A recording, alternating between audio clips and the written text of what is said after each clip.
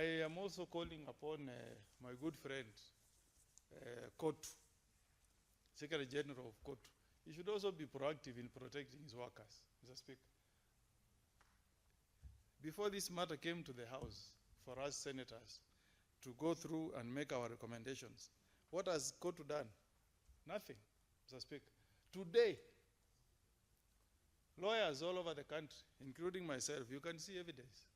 We walked to the Supreme Court, Mr. Speaker, and we participated in an election presided over by IEBC to pick the next president of the Law Society of Kenya, who will serve us for 2 years, not for eternity, for 2 years, Mr. Speaker.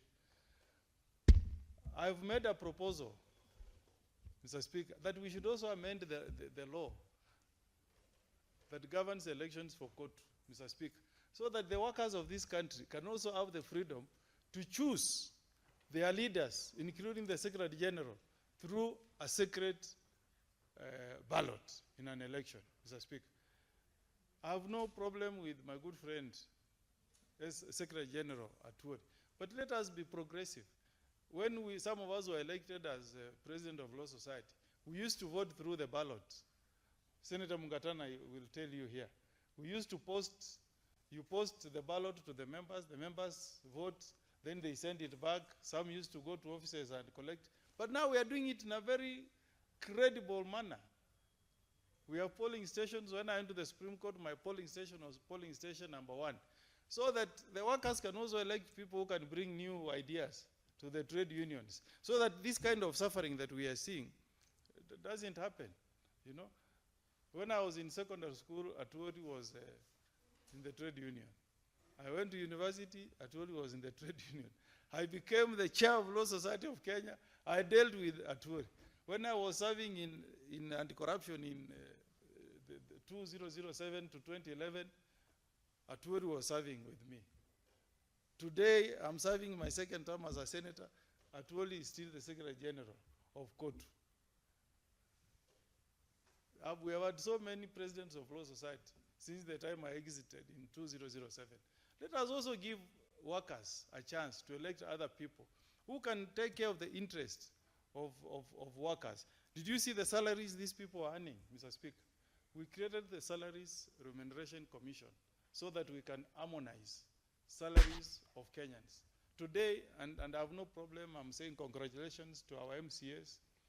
The president has recommended that their salaries be reviewed. It's a good thing. We want everybody to earn a good salary, to get a good pension, to get good car grant. But I'm asking Atwoli, these Kenyans, the ones we call hustler, how is his salary? What is Atwoli doing? Other than in an election you hear him making declarations, like last time he told us, there's a president who stood a chance of hanging himself because he was not going to win an election, though that was not true. But what is he doing, really, as a representative of workers to ensure that he improves the salary, working standards of workers? As people are getting this very good